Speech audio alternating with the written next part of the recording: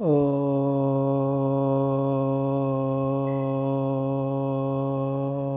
శ్రీ గురుభ్యో నమః. అందరికీ నమస్కారం. See, in this video, let us examine what is meant by an aura, which is a full circle of light which you find in the photographs of the enlightened beings or gods. Wilhelm Reich, he belongs to Ukraine, the country Ukraine. He is a great psychologist. He wrote a book, Listen, Little Man. So in that book he says that when man is feeling well and full of love, he reaches out with his life energy, which is very vibrant at that time, and he retracts, that life energy retracts when he is afraid. So he further says that he found that life energy which surrounds every body of a human being. He has found it in the atmosphere, and that life energy is there in the atmosphere, especially in the trees and in the atmosphere. I mean to say that life energy is vibrant in the nature. And he says further that he could devise an apparatus to magnify that energy. To see that energy magnified. So this life energy you feel, suppose when you are afraid, there is something missing in you. You are not that vibrant with life. So when you are afraid, when you are affected by fear, this life energy retracts. But when you are full of love, when that feeling of love and wellness arises in you, the life energy expands. So he further said that he has not only seen that, and he could accumulate or catch that energy in an empty box, and he used to sell those boxes, empty boxes, but they appear to be empty, but they are not empty. They are filled with full of life energy. So he could catch that life energy under the trees in the atmosphere, and he used to catch that energy in a big boxes also. So, where a sick man can enter and get himself cured of any sickness and comes out of that box with health. So, this is what he said in that book. Now, he was considered, branded in fact rather, as mad, and he was imprisoned by the government and all that, because they could not accept what he said. So, whatever he found, he shared it not with the right people who can understand it, but with others who could not understand it. So, this is the life energy which he found in his life. Now, he belongs to this century only. He was born in the year 1897 in the Ukraine, and then he died somewhere in 50s, 57 or so in Pennsylvania, United States of America. Now, there was another electrical engineer by name Kirlian. He moved one step further and he found a sensitive plate in the photography which could photograph or capture the photo of this energy, and it has become very famous in Russia by name Kirlian photography. So, in this photography, Kirlian photography, he could, with this photography, he could predict, it is very predictive. Suppose he has taken the photograph of a hand. So, he used to see the aura around the hand, that hand, and he could, after by seeing that aura, he could predict that something is going to happen and the hand is going to be sick for some reason or other within 6 months. So, and it has become a reality after 6 months.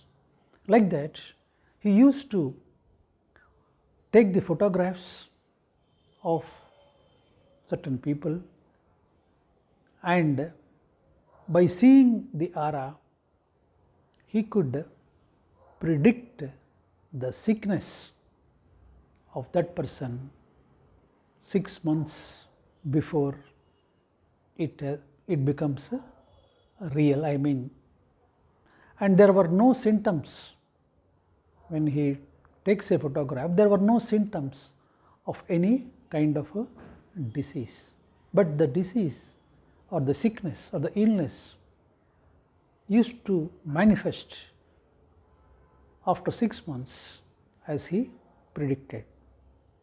Suppose he has taken a photograph and he could see that the shrinking of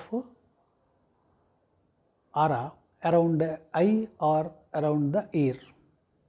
So he used to say that this man is going to be blind or this man is going to be deaf within 6 months, and that becomes a reality after 6 months if he has not taken any preventive measures to safeguard himself from that onsetting of that disease. So Kirlian photography is very famous and it has been recognized in Russia. So with this photography, Kirlian photography, even acupuncturists could find that bioelectrical points, that 700 bioelectrical points in the human body, and utilize for the treatment of the patients. So the point here is this kind of aura, this kind of life energy is a reality. It is not a fiction, because we undergo all these experiences in real life, in day-to-day life. So when you go to a sick person, that sick person will try to grab your life energy. So you feel some kind of discomfort when you are sitting with a sick person, because there may be some kind of helpless feelings in the patients, and they try to benefit from the life energies of the people near and dear. So it happens naturally, not with any other intention, because of their sickness. So when you are in the presence of enlightened masters, enlightened beings, you feel certain kind of peace enveloping your entire biological structure, and you feel some kind of joy engulfing your heart for no reason, because the life energies of the great souls gives that kind of love, joy and peace. So life energies, we have to note a pertinent point here, that is, when you feel loving, when you feel the wellness, your life energy expands. That's why the love is very pertinent in life. It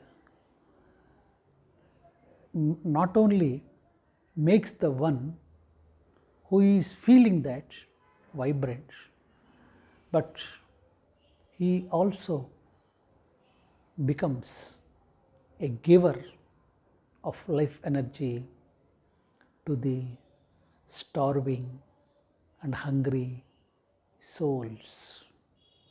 So, love, unconditional love, divine love has got such a mysterious quality, and whoever experiences that divine love, whoever recognizes that divine love, whoever finds the divinity, and whoever is connected with the divinity which is there in and around all of us, gets that kind of peace, unalloyed peace and joy. The joy and peace will be flowing from their all words, not only words, from their actions, from their activities and all that. So, people crave for such a kind of love, and they bathe in that ocean of love. So, that is why one has to get connected to the divinity all around, in and all around, so that when you get connected to that reality of life, then divine fragrance begins to flow from you wherever you are, vibrating the atmosphere in which you are there. The purpose of life is to feel that divine love. So, this is not a reality, you can say. This is a reality when you experience that love. Because when you are shrinking with all fear and all those situations, try to connect yourself with the Almighty, with the omnipresence of the Lord. The Lord is ever present. The Lord is ever merciful. The Lord is at your call. Only you have to open your windows or doors of receptivity. When you are receptive, you feel that you are expanding, you are not shrinking, you expand.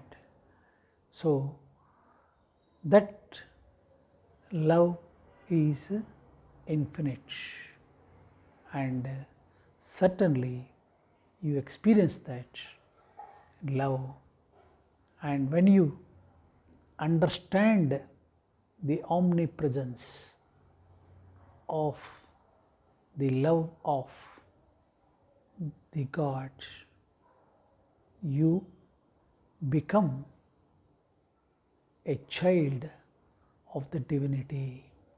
You are already a divine child, but you have forgotten your original nature. That's why you are dilly-dallying here and there, forgetting your real home, that is God. So,